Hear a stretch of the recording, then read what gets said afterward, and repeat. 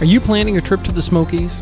Whether you're staying in a cabin on a mountaintop or a hotel down on the Parkway, in an RV at the KOA, or the family tent in Elkmont, whether you enjoy walking the busy streets of Gatlinburg or a quiet trail in Greenbrier, if your idea of fun is speeding down on a mountain coaster or a vista view from a mountain summit, then this podcast is for you. I'm Chuck Schmidt, and I'm the Outsider. From moonshine to pancakes, from your wedding day to a family reunion, we're here to make your visit more enjoyable, more memorable, sharing with you more of the Smokies. So if your idea of the perfect park is Dollywood or the Great Smoky Mountains themselves, we've got a lot to talk about. So let's get started. But first things first, don't feed the bears. Welcome to episode 5 of An Outsider's Guide to the Smoky Mountains. My name is Chuck Schmidt, and I am the Outsider. This is an episode that I've wanted to do for quite a while. This is visiting the Great Smoky Mountains National Park. I may sound a little preachy here at the beginning, and I don't mean to, but I just want to talk about a few things, a few preparations that you need to make before you go out into the Smoky Mountains, just to keep yourself safe or your kids safe or anybody who's hiking with you. So just a few things to keep in mind. Out on the Smoky Mountain hiker websites on Facebook, occasionally you're going to come across a post, and it goes something like this, where the guy in the post is making fun of experienced hikers, and it goes something like this. Hey, mister, with the $500 backpack and the $200 boots and the fancy hiking poles, my 5-year-old just did the same hike you did in Crocs while carrying a naked Barbie. It goes something along those lines. What he neglects to tell you was that when Barbie left to set out on the trail, she was wearing high heels, an evening gown, and driving a Corvette. And half of my first aid kit is now bandaging up your daughter's little feet. They never tell you those kinds of things, so let's talk just for a second about putting together just some brief preparations so you don't get in trouble out in the Smokies. Keep in mind, there are over 800 miles of hiking trails out in the Smokies, so you could turn right when you should turn left, and you can end up in a world of trouble in a very short period of time. So if you're not prepared, let's take a moment here and let's learn from the Boy Scouts. So, first things first, just a couple of things. A small backpack. This does not have to be anything fancy. This is not going to REI and buying a brand new North Face ultralight small backpack. I mean, any little backpack will do, because you're only going to carry just a few things in there. Number one, a small first aid kit. Now, you can buy first aid kits, but really all you're really going to need for this, if you're going to do hiking in the Smokies, is a Ziploc bag with some Band-Aids, some gauze pads, maybe some medical tape, some Benadryl. Other things I recommend would be to carry maybe a small flashlight, like a small multi-tool. Not necessarily a knife, but I'm sure everybody has seen the small multi-tools. I carry what's called a Leatherman squirt. You'd be surprised at how small this pair of pliers is. It's almost laughable. However, it's wickedly handy when I go hiking. One thing I'm always surprised at is how few people actually carry water, or enough water for a hike. Let me put it that way.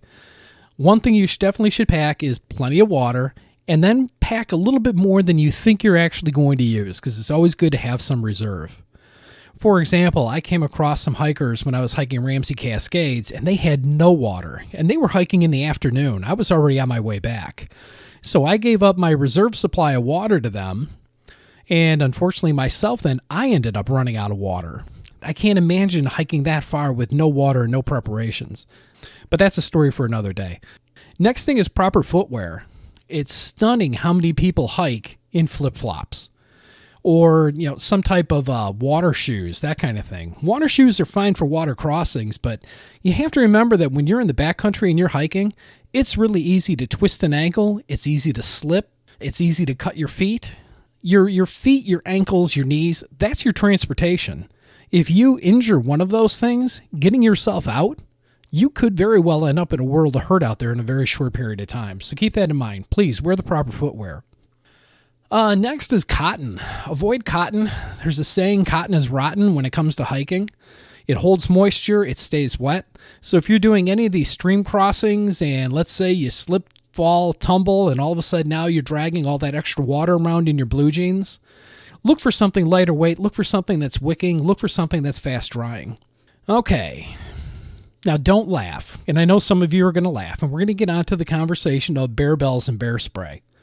if you go hiking in the backcountry, if you're not on the popular trails, the Laurel Falls, the Grotto Falls, those kinds of things, if you're hiking out in areas where you're alone on the trail, and I've done this many, many times when I'm the only one on the trail, or at least it appears I'm the only one on the trail, maybe you don't want to startle the bears, because that's the issue. The issue isn't coming across the bear. The issue is startling a bear. You all of a sudden come around a curve and the bear's standing on the trail and he didn't expect you to be there. He didn't hear you coming. And all of a sudden, bang, there you are. You startle the bear. Now we've got a scared bear. That's an issue. So if you're hiking in backcountry areas and you're just a little nervous, carry a bear bell. And a bear bell is nothing more than a jingle bell from Christmas time. But a bear bell sold in a store comes in a little pouch. And the nice thing about that is fitted into the bottom of the pouch is a magnet. So when you take the bell and you put it back in the pouch, it silences the bell so it's not constantly ringing. It's just something you just strap onto your backpack. And if you're in an area where you're nervous about bears, you think you might possibly spook one, just pull the bear bell out. Just walk with the bear bell. Otherwise, talk with your partner constantly. Make plenty of noise. Every once in a while, turn around and look and see what's behind you on the hiking trail. Make sure nothing's following you. But talk. Make noise. Don't constantly move silently through the woods. You want to alert bears that you are in the area. Next thing is bear spray. Bear spray is a 6 of one, half a dozen of another opinion or feeling as far as carrying it. Do I carry bear spray? Yep. It's a $40 insurance policy. There's no handguns allowed in the Smokies, so as far as carrying firearms, that's not allowed. And frankly, if you've got a bear bearing down on you, charging at you, even if it's a bluff charge, if you think that you're going to have the presence of mind to be able to pull out your firearm and get a shot off and kill that bear, you're probably fooling yourself. You're more apt to get out your bear spray and put out a cloud of pepper spray than you are getting a shot off and hurting or killing a bear or fending a bear off. But as I said, I carry it. I've never used it. It sits in the pouch in the back of my backpack. If you talk to the forest rangers, they do recommend carrying bear spray. Again, just for your protection, for the protection of the bears. Next thing I want to talk about is some type of fuel while you're out hiking. Whether it's protein bars, trail mix, some type of gel blocks, something along those lines. You are going to go through a whole lot of calories. You're going to go through a whole lot of energy. So don't think that the corn dogs that you had at lunchtime is going to be enough fuel to get you to the top of a lot of these summits. Please be smart out there. So just pack a couple of little things. As I said, these are all just things to throw into your backpack. At the end, they're not going to take up a lot of space. They're not going to take up a lot of weight. Lastly, let's talk about hiking poles. I believe in hiking poles. I carry them. I can't tell you how many sprained ankles that they've saved me from. They offer you a great deal of balance, especially going uphill and downhill. Really going downhill more so than uphill. Uphill, it's nice. They help to give you grip and traction. But going downhill, they give you quite a bit of balance when you're coming off some of these rocks. And remember, it is kind of damp in the Smokies on most occasions, so it is slippery out there. So a hiking pole is a great idea. A hiking stick is a great idea. Again, that's just me. Some people don't like carrying anything, but I do recommend it. Now, having said that, let's step back to the water for a second. If you're going to have hiking poles, you might want to consider a water bladder or a water bottle that's got a clip so you can clip it onto a belt. That way your hands are freed for the hiking poles. Otherwise, you're constantly trying to fiddle with a water bottle. Or if you're carrying the water inside the backpack, every time you want to take a sip of water, you have to stop, unzip the backpack, take out the water bottle, drink, zip it back up, and then start hiking again. What's nice about a water bladder is you have a sipping straw that attaches to one of your shoulder straps, so you can just sip water the entire time you're hiking. That way you make sure that you stay hydrated. The problem with carrying water bottles is stopping, unscrewing the lid, or popping the lid to take a sip. And again, water bladders allow you to keep your hands free. Okay, let's talk about Fido for a moment. Fido is not widely allowed in the national park. Your dog is not allowed on the trails. Only 2 trails can they go on. One is the Gatlinburg Trail, and the other one is the Okanalufty Trail over by Cherokee. Otherwise, dogs can be walked on the edge of the road. They have to stay on a leash that can extend no more than 6 feet. They're allowed in the campgrounds, the picnic areas, and along roads, but as I said, they have to be on a leash at all times and no more than 6 feet. They are not allowed on any of the park trails. If the dog goes to the bathroom, it has to be collected immediately and it has to be disposed of in a trash receptacle. Never leave your pets unattended in a vehicle or an RV at a trailhead. keep in mind, a lot of people think that this is something fairly new, but dogs have been outlawed or have been prohibited by the park since the 1930s. This isn't something new. This is something that's been around for a long, long time. It's stunning how many people just ignore that law and go hiking with their dogs. One thing that I will caution you about is if you are caught by a ranger, fines can be up to $5,000. Please keep that in mind when taking your dog on your trip with you. All right, I'm sorry for being so preachy there, but I really did want to just get that kind of nitty-gritty pots and pans information out of the way early. Okay, let's talk about the hikes themselves. Let's go waterfall hiking. The most popular waterfall in the park by far is Laurel Falls. It's a 2.3-mile hike. It's got a difficulty rating. Let me stop myself right there. Difficulty ratings. If you hear a difficulty rating of 0 to 5, the hike is considered easy. If it's between 5 and 10, it's considered moderate. Anything over 10, the hike would be considered strenuous. Keep that in mind as we're going through this. Okay, back to what I was talking about, Laurel Falls. Laurel Falls is 2.3 miles. It is a difficulty rating of 2.93. It is a beautiful waterfall. It's probably the most iconic waterfall picture taken in the park. It's the one that you see most people posing in front of. The hike itself is not all that difficult. It's the most traveled, so it's the most, I hate to say trampled hiking trail out there, but for all practical purposes, it really is. It's a fairly wide trail. It's not very narrow, again, because of all the foot traffic. It is located near the Elkmont area, so as you leave Sugarlands and you're heading towards Cades Cove, the very first parking area that you're going to come across is going to be that for Laurel Falls. There's a lot of traffic going there during the summer, so parking can be a little bit of an issue. Keep that in mind. I do recommend going, again, with everything in the park, I always recommend going early in the day because a lot of the crowds tend to come later. So if you can go to Laurel Falls early, go early. It's a really, really pretty hike. I highly recommend hiking to Laurel Falls. Next up is Grotto Falls. Grotto Falls is a 2.6-mile hike. It's got a difficulty rating of 3.77, so it's a little more difficult than Laurel Falls. It's off the Roaring Forks Motor Trail. What's really neat about Grotto Falls is it's one of the few falls you can hike behind, and that's really the lure of going there. Again, it's a well-traveled trail. It's fairly wide, fairly trampled down, once again, just because of all the foot traffic, and very, very popular. So I do recommend getting there early. Parking for Grotto Falls at times, especially during the tourist season, can be an issue. You're going to park quite a ways away from the trailhead if you show up late. So once again, get there early. Next up is one of my favorite falls hikes in the entire park, and that's Abrams Falls. Abrams Falls is located in Cades Cove. It's a 5.2-mile hike. It's got a difficulty rating of 6.55.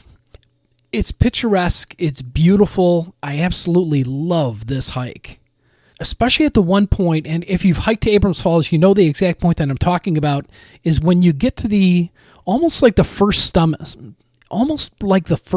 and you step over the top of the mountain, and you start going back the other way. And if you've hiked to Abrams Falls, you're going to know that exact point that I'm talking about, because right from up there, it's absolutely beautiful. It's a beautiful, beautiful view.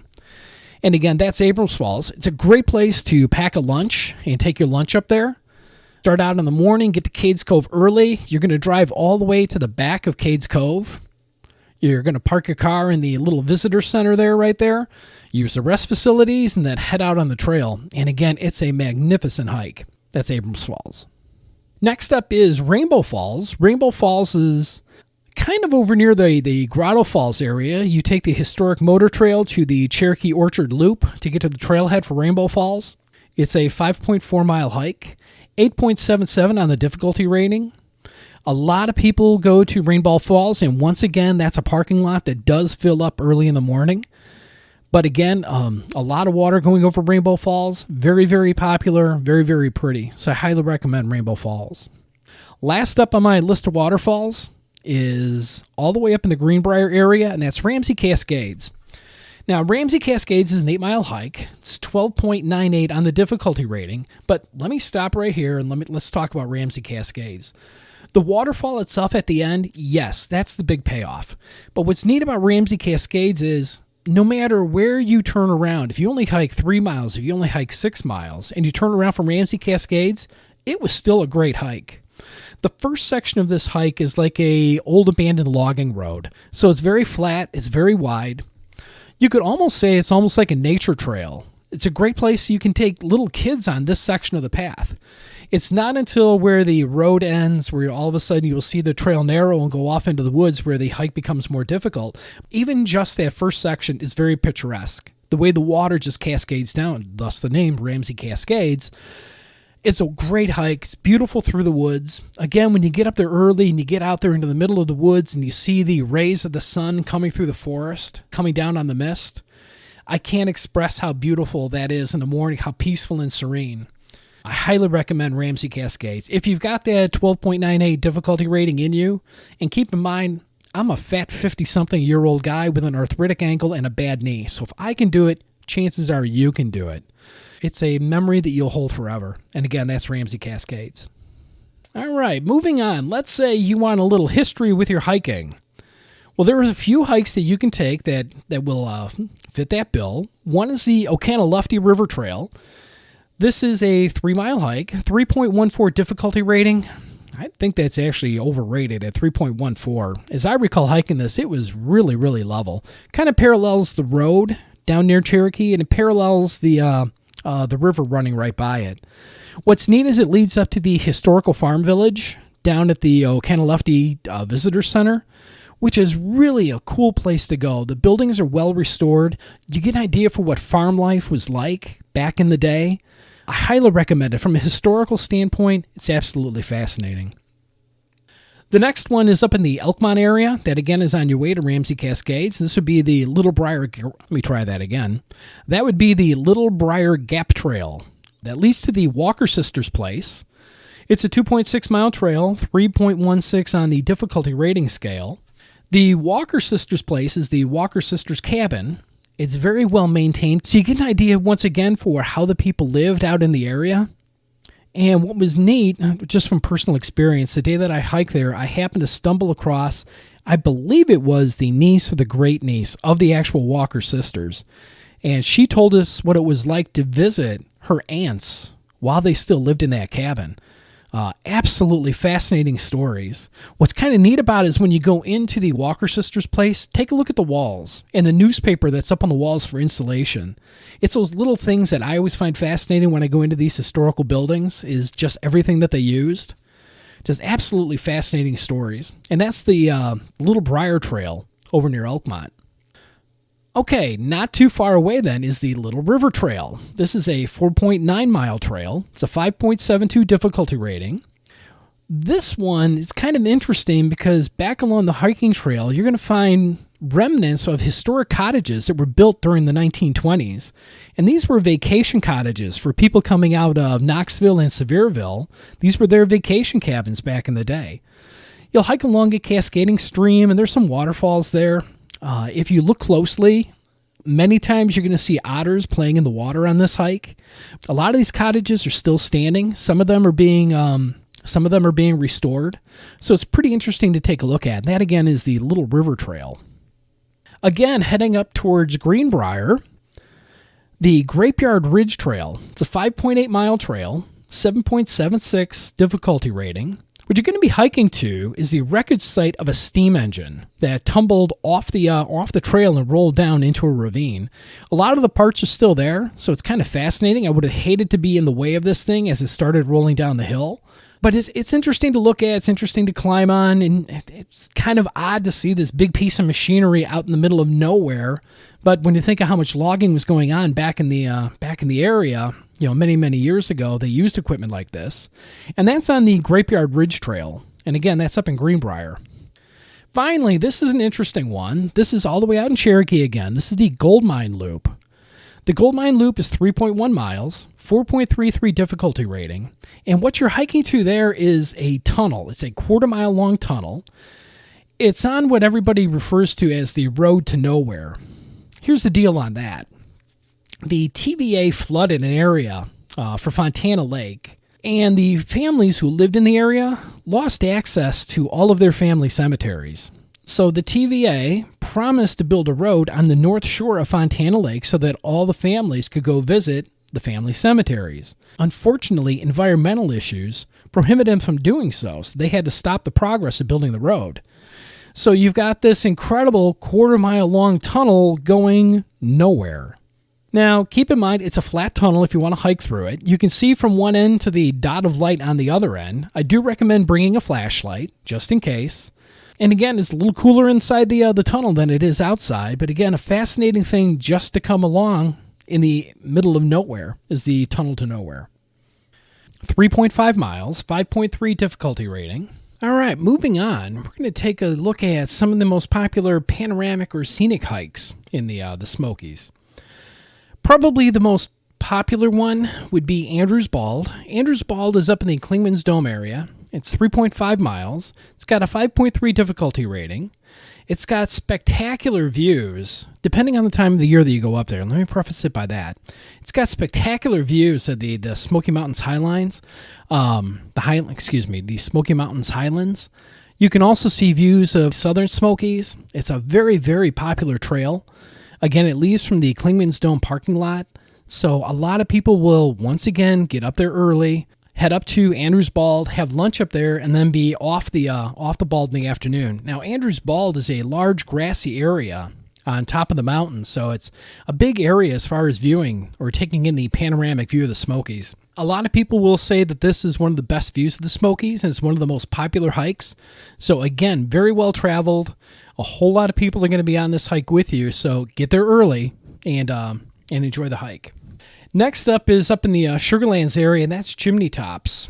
Now, Chimney Tops is 3.8 miles, 6.77 on the difficulty rating. For those of you who are not aware, on November 23rd, 2016, 2 juveniles started a fire near the Chimney Tops summit. The National Park Service let the fire burn with the it'll burn itself out philosophy. The Smokies themselves were going through a terrible drought, one of the worst droughts in years. I can speak to that because I was down there just before this fire. It was incredibly dry. It was incredibly dusty. Areas where we had seen water flowing, there was no water flowing at all in some of the creeks. It was very, very dry. Well, on November 28th, the fire grew as a storm came over the top of the Smokies. The fire grew from the original 500 acres. It was fueled by 80-mile-an-hour winds, and then the fire grew within a few hours to 18,000 acres. By the time the fire was controlled, 14 people were killed, 2,400 buildings were destroyed, over $500 million in damage. Prior to the fire, Chimney Tops was one of the most popular hikes in the Smokies. It has a short-length, panoramic views. That's what makes it so popular. And although it's short, the first half of the hike is fairly tame. The second half of the hike climbs 960 feet in 1 mile. So even though it's considered a moderate hike due to its short distance, it's much closer to a very strenuous hike just due to its steep climb. You can no longer go all the way to the top of Chimney Tops, as high up at least as you could prior to the fire, because it's still not safe up there. So there is a termination point on the trail below that. Please respect where please respect where the Park Service is telling you to stop on that trail. But Chimney Tops has been reopened, and once again, it is a very popular trail. All right, next up, Mount LeConte. This is Mount LeConte via the Alum Cave Trail. So once again, just like Ramsey Cascades, this is kind of like 2 hikes in one. The hike to Alum Cave is only 2.2 miles. The hike all the way up to Mount LeConte is 11 miles. It's got a 16.33 difficulty rating. It's got great views, wonderful history, great geology on this hike. At 1.3 miles, you'll reach Arch Rock, which is, just like its name, it's an arch where erosion, water, and time has eroded away the bottom of the rock, forming it into an arch. A little history, Alum Cave was mined by the Confederate Army during the Civil War for saltpeter. So this was one of the few areas where skirmishes were happening just to get to the saltpeter. Now, climbing to the top of Mount LeConte, at one point you're going to pass LeConte Lodge. LeConte Lodge is the only place where visitors can sleep overnight on a mountaintop in a snug permanent structure with hot and hearty meals on tap. LeConte Lodge has accommodations for up to 60 people. Reservations are made well in advance. But keep in mind the amenities. If you're thinking of your cabin back in town, you're in for a big disappointment. Or you're in for a really big adventure, depending on how you look at it. I prefer to look at the latter.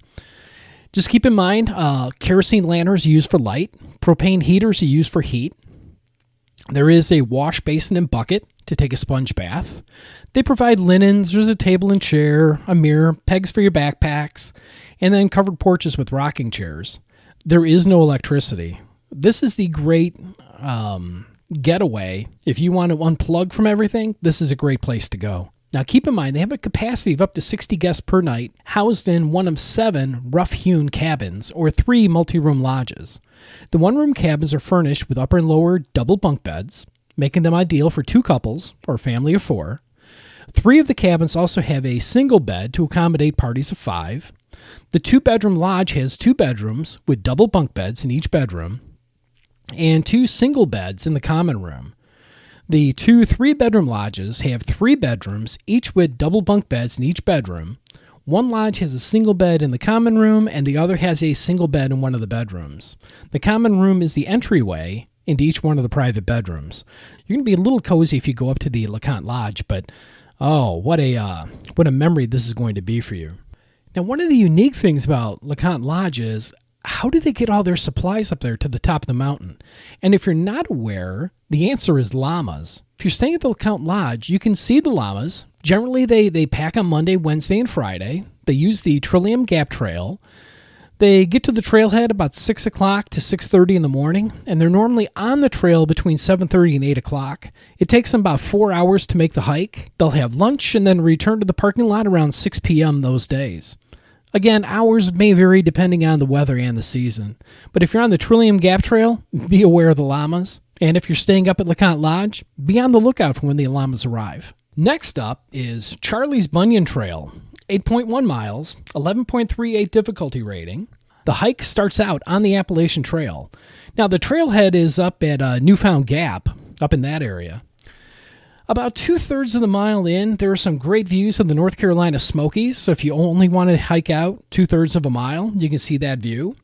At 1.7 miles, there's a great view of Mount LeConte. Now, you may think, what an odd name, Charlie's Bunyan. How did it ever get its name? Actually, it was named by Horace Kephart, who was an author at the time, and he was a big proponent of turning the Smoky Mountains into a national park. And he was out hiking with his friend, Charles Connor.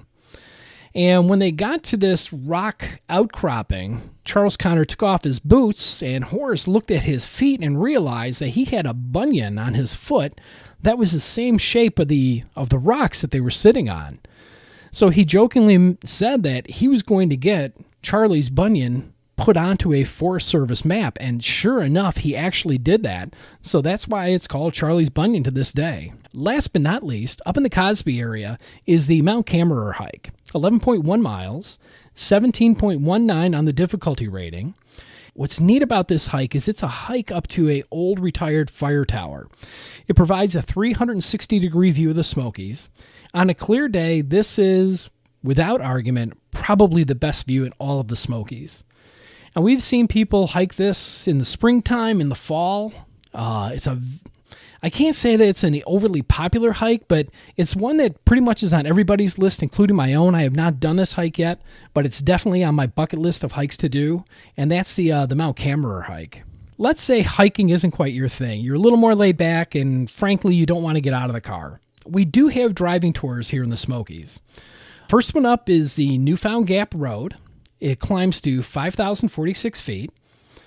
There is a 10-degree temperature difference then between Newfound Gap and Gatlinburg, so keep that in mind. Now, Newfound Gap Road is the parkway, essentially, going right out of Gatlinburg. Just keep on driving straight, and it'll take you all the way up to Newfound Gap, and it's an absolutely spectacular view of the Smokies up in that area. It's where President Roosevelt dedicated the park, so there's a lot of history up there. If you go just a little bit further south, just past the main parking area, there's yet another pull-off that offers another spectacular view up there, and that one is almost never crowded. That's where me and my wife like to have lunch on our own.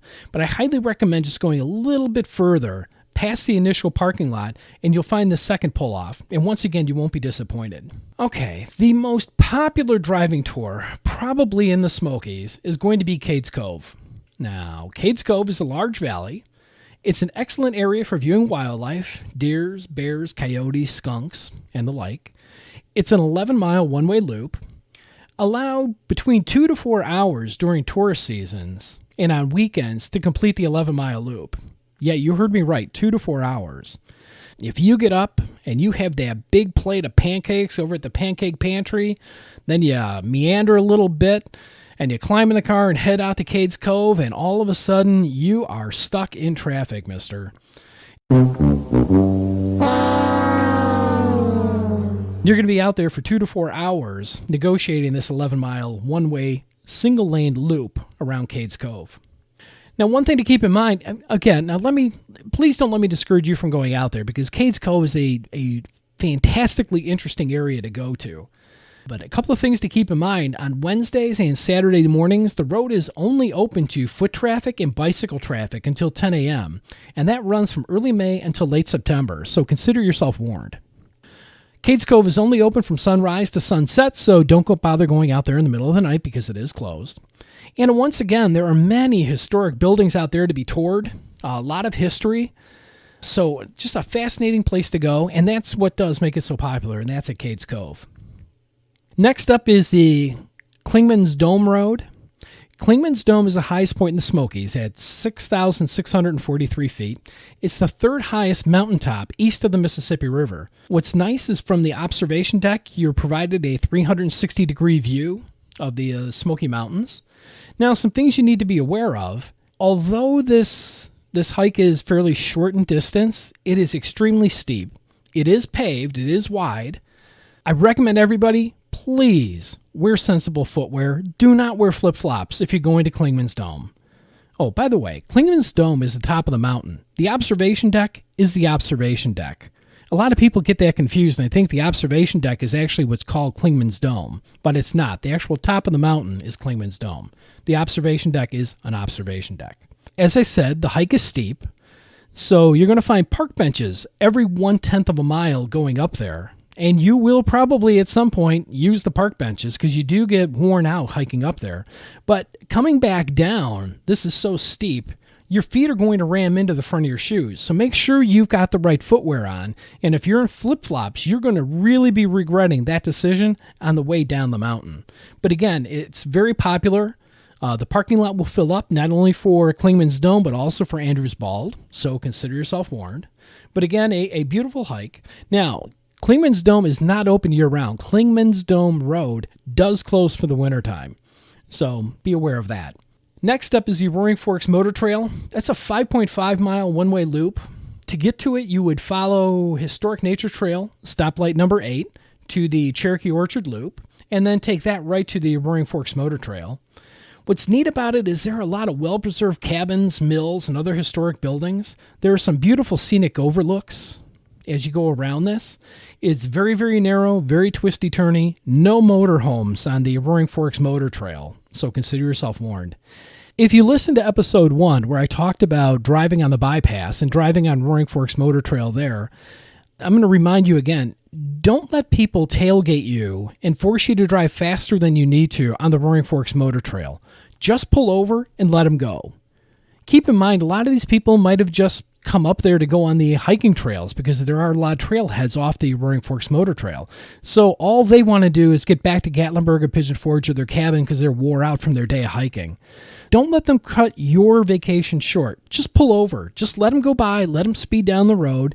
And you take your time and enjoy the Roaring Forks Motor Trail. And again, they get to go where they want to go. You get to enjoy your time up on the trail. Please, just pull over. Let them go by.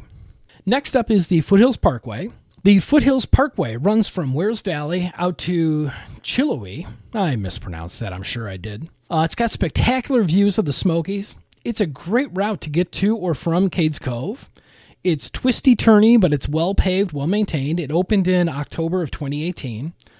Keep in mind, there are no facilities on the parkway. There's no fuel, no restrooms, no anything like that. So if you need gas, make sure you get it ahead of time. Or if you have to go to the restroom, do that ahead of time.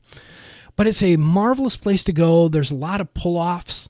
There's an area in the middle where, if you don't know the whole story about the Foothills Parkway, this was started many years ago, but only completed in 2018. There was a section of road called the Missing Link. And when you get to it, you'll see it because it's a long stretch of bridges. And it's a engineering marvel to take a look at how they built these bridges over that span. One thing I recommend is it's a beautiful place to go to watch a sunset over the Smokies, is to drive up to the top of the Foothills Parkway. Just absolutely beautiful. Worth your time, worth your effort to get up there. Not worth your effort. There's no effort to get up there. You're driving your car, for crying out loud. Next, Upper Tremont Road. Upper Tremont Road is one of the more secretive drives in the Smokies. It's a scenic drive. There are several hiking trails and trailheads that split off of the road. There are some scenic views, some waterfalls, peaceful rivers that run along the roadway. Very, very pretty drive. A lot of people don't know about it. The Tremont area was a large logging area until the establishment of the national park. Then most residents abandoned the area and they packed up and they moved to town. But it's a absolutely beautiful area to drive through. Last, are you feeling adventurous? If you are, then the Cataloochee Valley is the place for you. In the valley, there are a number of historic buildings. This is probably the best place to view A-frame buildings from the late 19th and early 20th century. 5 of the buildings are located right along the road. Others are just a couple miles down the trail on the Little Cataloochee Trail. The entrance to the valley, and this is what I'm going to warn you about, is a winding gravel road with steep drop-offs and no guardrails. Did I sell that for you? The road is narrow, so you may be required to stop or back up for oncoming traffic. Don't be surprised if you encounter horse trailer traffic on this road. I don't know how I could sell that any better, other than it's adventurous, but what a really cool place to go to. Okay, so that wraps up the driving trails. One of the other things that we get asked about is, what are the best hikes for kids? And I never quite know how to answer that because really it depends on your kids. I have friends of mine who took their kids to the Smokies and they hiked all the way up to Mount LeConte. So if your kid is a vid kid and you just want to do simple flat hikes, I can talk about those. But otherwise, again, read the difficulty ratings and it really depends on your kids as far as what they can do and how far you're comfortable walking with them. Here are a few of them for you, though. In the Greenbrier area, there is the Porter's Creek Trail. It's a 2-mile moderate walk. There are remnants of the people who lived there back in the day. There's cantilevered barns. There's some of the spring houses. There's a cabin that's over there. So get an idea for, again, how people used to live back in the day. And that's the Porter Creek Trail. The Kephart Prong Trail, that's a 4-mile trail. It's got 4 log bridge crossings that your kids will probably love. It's got the remnants of a settlement. It's got the remnants of a fish hatchery that was built in 1936, which again is a great place for kids to explore, and that's the Kephart Prong Trail. The Cove Mountain to Cataract Falls Trail, it's only 2 miles outside of Gatlinburg. It's only 3/4 of a mile long. It's got bridges that cross the Fighting Creek, so your kids might really enjoy that. It starts out paved and then turns into gravel. It's mostly level. Cataract Falls is a 20-foot waterfall. And this hike starts at the Sugarlands Visitor Center. It's just to the left-hand side. So it's a great place to take the kids. Little side story. A friend of mine, going back to how this podcast began about the people with the backpack and the hiking poles and all that, a good friend of mine had all his gear on and his hiking poles, and he posed for a picture in front of Cataract Falls, trying to sell it to all his friends on Facebook that he was Mr. Hiker and just completed this big hike. I didn't call his bluff, but I did put down in the comments, Todd, I know exactly where you are, and I know exactly what waterfall that is. And I just left it at that. I didn't want to blow his cover as being Mr. Outdoorsman, but if you do want to do that, if you want to show off that you can hike 3/4 of a mile on a flat trail, essentially, Cataract Falls is your place. Or you could say you hike the entire width of the Appalachian Trail. Okay, last hike for the kids. Tom's Branch, Judy Wank, and Indian Creek Falls. These are all down in Bryson City. Tom's Branch is 0.6 miles. It's a 0.69 difficulty rating. Judy Wank is 0.5 miles, 0.89 difficulty rating. And Indian Creek Falls is a 1.9 miles hike and a 2.2 difficulty rating. Very easy hike for the kids, very close together if you want to do more than one. If the kids liked one and you want to do another, it's a great place. And then one other way to finish up down there is the Smoky Mountains Railway Museum, which is it's not full-size railroad, it's actually model railroad or Lionel-size railroad, but your kids might get a great kick out of that. And again, that's down in the Bryson City area. Well, that's it. That's my my recap of just a few things you can do in the Smoky Mountains National Park. Now, as a reminder, there are 816 miles of hiking trails down there, so there's a lot to go on. And I only covered the tip of the iceberg here, and I don't know how many trails I probably covered, maybe 20, 25 hiking trails. If you want more information on hiking trails and the distances and the difficulty ratings, if you go to our sponsor website, dancingbarefoot.com, they have a tab for the Great Smoky Mountains National Park. Just click on that tab, and you'll see a lot of these hikes and the ratings and the mileage is listed on there. They kind of refer back to the Hiking in the Smokies website, which is another great resource. So that's hikinginthesmokies.com. Either go to the dancingbarefoot.com website or hikinginthesmokies.com website. Again, a lot of great information for hiking in the Smokies in those two areas. Well, that's it. I want to thank you for listening to this podcast on the Great Smoky Mountains. Remember, as I close every podcast, a fed bear is a dead bear. Please don't feed the bears. Thanks for listening. An Outsider's Guide to the Smoky Mountains was brought to you by Dancing Barefoot Cabin. If you're looking for a log cabin lodging experience beyond the ordinary, then Dancing Barefoot Cabin is for you. Conveniently located in between Pigeon Forge and Gatlinburg. Explore the possibilities at dancingbarefoot.com. That's dancingbarefoot, BEARFOOT.com. Pizza Bear illustration by Kenton Visser. Music by Jay Denton.